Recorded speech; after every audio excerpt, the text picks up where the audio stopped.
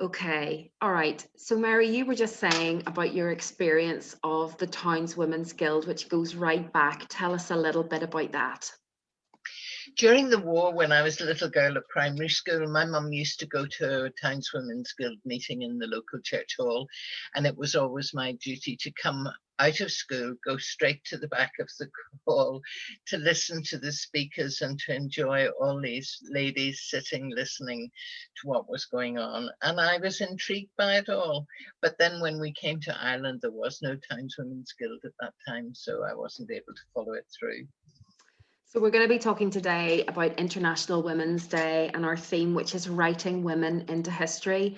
So I think it can be agreed that you have secured your place in history, Mary. So we're going to talk about people who maybe have inspired you on that journey, and maybe some others who you think are unsung heroes, and then perhaps some in the future who are coming up hot on your heels to be the ones to watch. So we'll take you through a little bit of a journey there. So starting in your early days, you have said that you are fiercely competitive. And I believe you talked about a long jump competition as early as the age of 11, was it? Where do you think that came from? And how do we nurture that competitive spirit in women for a positive purpose? I think in so many families, it's the old elder brother or sister that inspires the younger person. And at school, my brother was quite athletic, but not on any teams or anything. And I wanted to get on one of the teams. Wasn't good at netball or hockey or any ball games. And we were doing athletics one day, and a very, very shabby long jump pit, and the girl who was winning the competition got sand in her eye and had to retire. So I went on to win. That was very cruel, but it was very pleasing for me because at least I'd won something. And so from there, off you went, my goodness. And when you speak about your athletic success, you talk a lot about your headmaster, male coaches. Do you think there was discrimination against women back in those early days in terms of access to training and coaching? I don't think so. I never was conscious of it. We didn't have any facilities at that time. We had a grass track at the university, but there were no shot put circle or training facilities anywhere.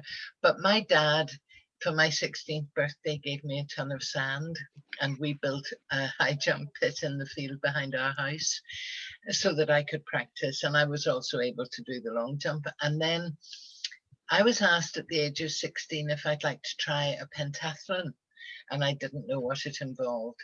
But then I learned that I had to high jump, long jump, put the shot, do the hurdles, and run 200 meters.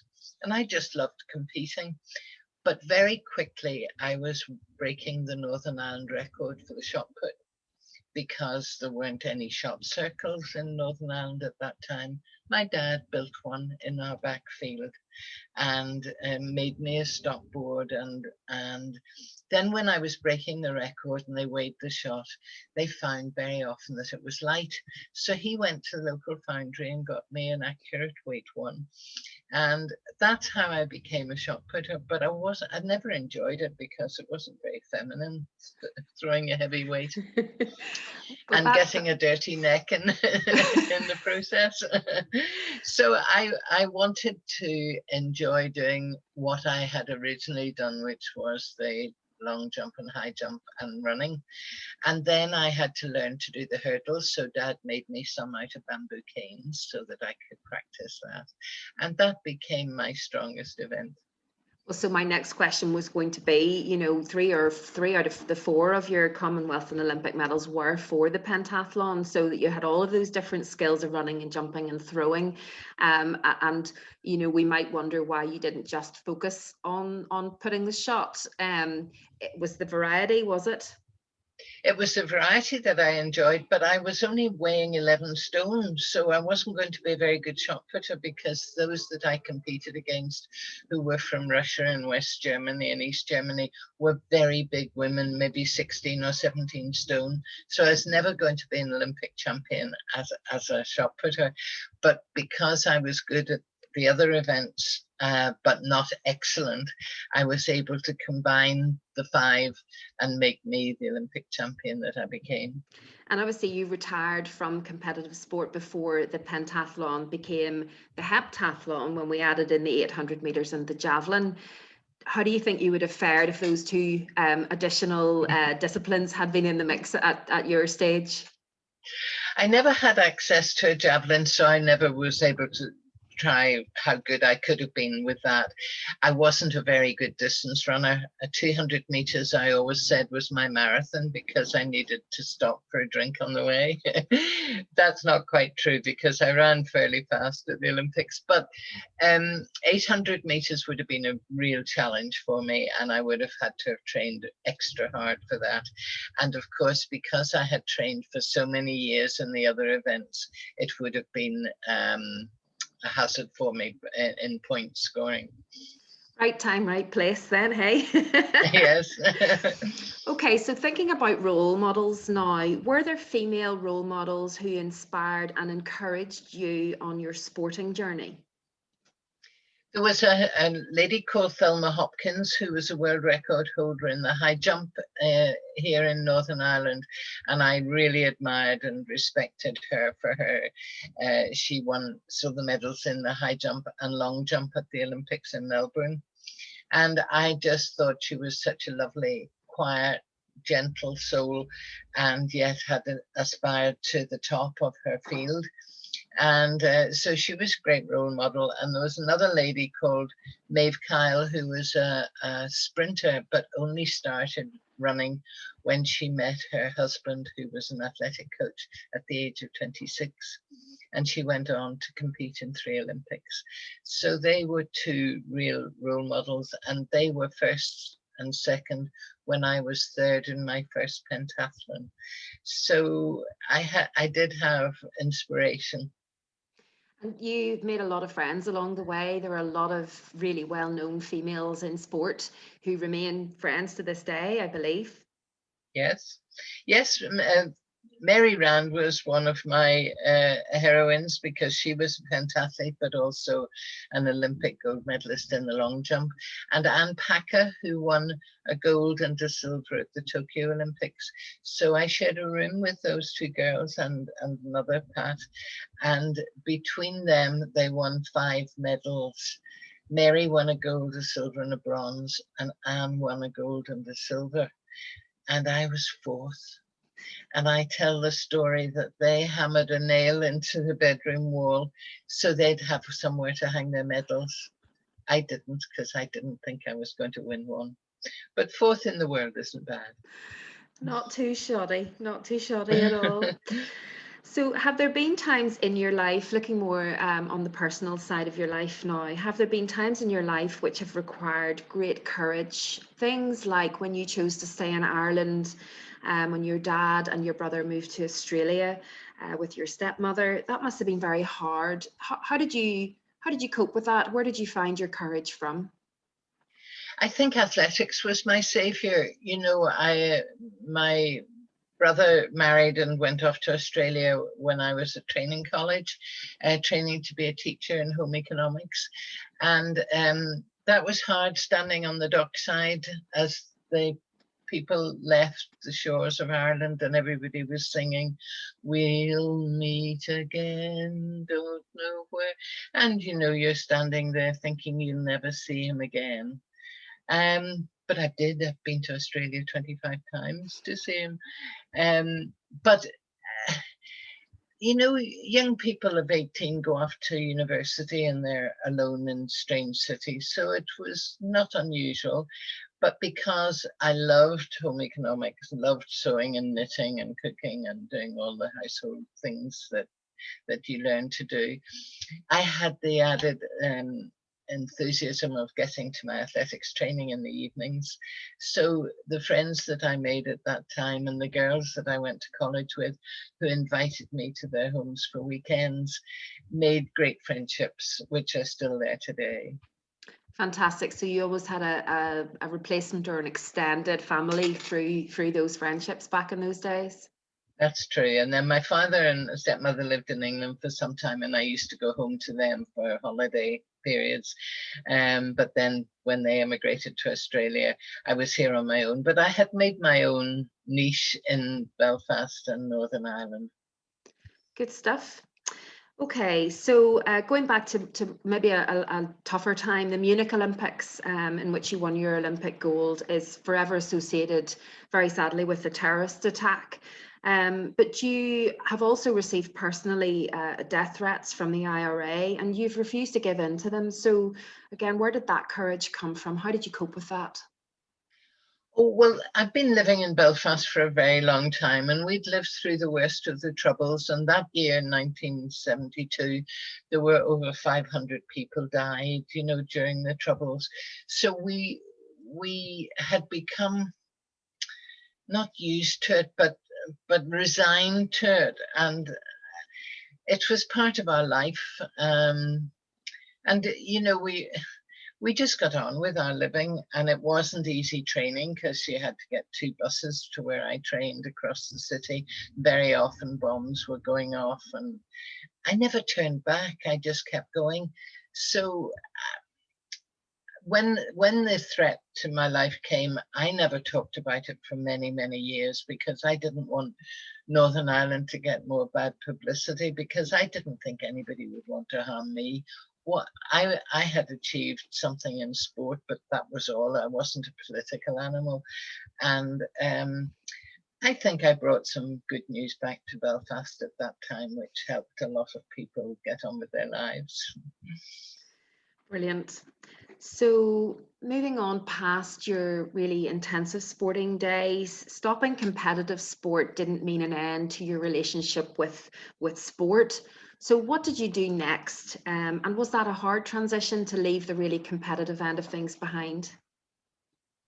It was difficult, but I did go to one more Commonwealth Games after the Olympics, and I was 35 when I retired, so I was quite mature. I did coach the pentathlon girls for a number of years, and then I was honoured to be appointed team manager of the British women's athletic team at the Los Angeles and Moscow Olympics.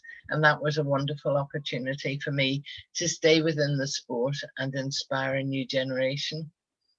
And sport still plays a part in your life, and you're still involved in lots of little bits and pieces from the sidelines. Is there anything there you want to highlight? Well, one of the greatest joys was building a running track for the people of Belfast after my success. I had a journalist friend who rang me and said, "What would you like to commemorate your success?" And silly me said, "A track." So I spent the next 3 years collecting the money for it. But it's there as a tribute to my success, but also to inspire a new generation. And I just love attending and to see the young people taking part now. But also at the same time, a businessman asked me, would I help form a charity called the Ulster Sports Trust, which has now been renamed the Mary Peters Trust, to raise money to give bursaries to our young up-and-coming sports people. We've produced Olympic, World, European, Commonwealth, and British and Irish champions. And every year we're able to give bursaries to 140 or 50 young people to help them on the road to success, stepping on that ladder. And we have a number of young athletes and competitors training for the Tokyo Olympics this year, which I hope they'll be able to fulfill their dreams. And that actually might be a useful segue into potentially some ones to watch. Is there anybody who you're seeing coming through? Obviously, they've had a really tough year in the last year with, you know, their hopes dashed, all of that training being put on ice, and they're renewing all of that now. Who should we be keeping an eye out for? On British terms, I have to look to Katarina Johnson-Thompson, who is the world champion in heptathlon, who I've met, and we were born in the same village, surprisingly enough, outside Liverpool. And Katerina has been injured. She had an Achilles tendon problem, but she's getting back into training in March, and she certainly is worthy of winning an Olympic gold if Tokyo goes ahead. But also Dina Asher-Smith, who's the wonderful sprinter, who has such a beautiful smile and a happy vision of herself, and she's running particularly well. Whether she'll be good enough to beat the Americans at the 100 and 200 meters, I'm not sure, but I think she'll get a medal in the relay even. And in Northern Ireland, we have a couple of hopefuls there as well, gymnastics in particular.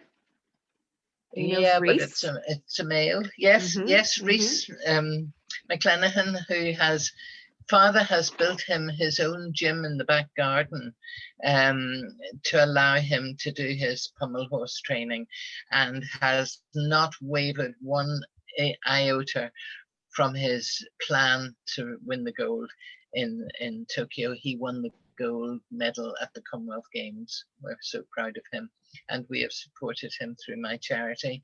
But we also have a Ciara McGeehan, who was third in the World Championships in the 800 meters, and we're very hopeful that she'll do very well, at least make the final.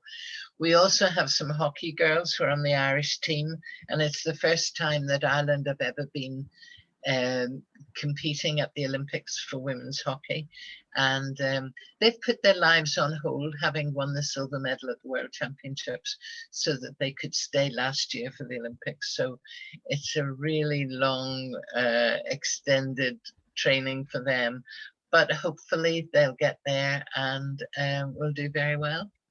Fingers crossed for them all. I mean, the resilience just to keep going. You got that close to it, and just to have to keep going. What determination! And to take that knock, I suppose that must be so difficult for them. Your plan goes in a particular timeline, and then you got to readjust it, recalibrate, and pin your determination down. I don't know how they do it. It's incredible. Okay, so your Who's Who entry tells of a huge involvement with sports governance as well, and a whole range of charities and civic responsibilities. What would you say has given you the greatest pleasure?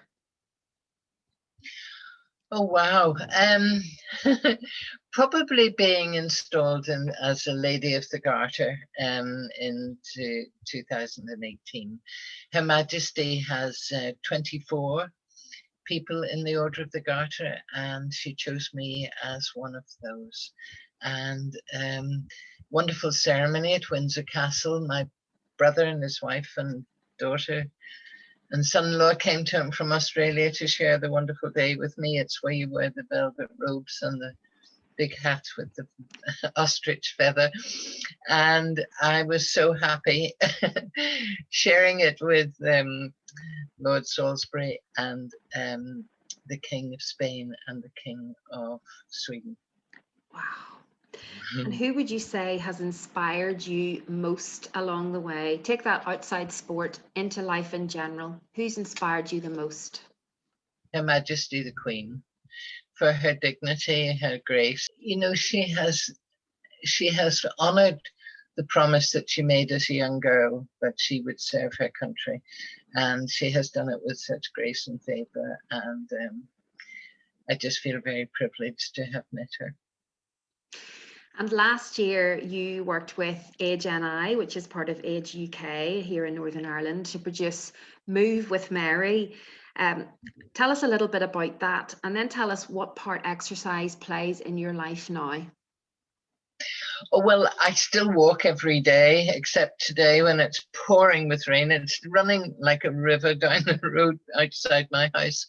If it dries up, I'll go out later on. But as an octogenarian, I don't feel I have to go out and get wet anymore.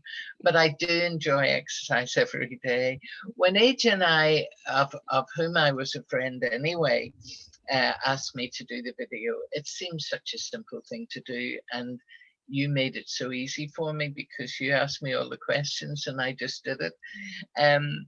I wanted to inspire the elderly who I knew were homebound and needed something to inspire them, to keep them fit and healthy during lockdown. And it's been a wonderful success and still ongoing. They've now 20,000 videos out there for people doing their exercises. And if you only do 5 minutes or 10 minutes every day, it's better than not doing anything at all. And you can do most of the exercises sitting down in your armchair and just feeling better. Life is movement, and if you don't keep your body active and exercise regularly, it'll stiffen up. It's like an old car. It won't start very well if it's not given the right juice. So if you exercise, it helps you mentally and physically, and it inspires you to do other things with your day. I was speaking to a friend yesterday and she said, you know, I've cleaned out my office. And I thought, wow, yeah, that's a nice thing to do. And we need to take a challenge every day to make life bearable at the moment. And I think the older you are, the more important it is that you exercise, even if it's only circling your head or flexing your fingers or working your toes, just to keep your blood circulating and your mind active. Brilliant. Finally, is there any woman who you feel should be in the history books? So we're talking about writing women into history. Is there anybody out there who's an unsung hero who you feel maybe has been overlooked? You know, there are so many people who give of themselves to life. And I'm involved with a group of families who have lost loved ones through suicide.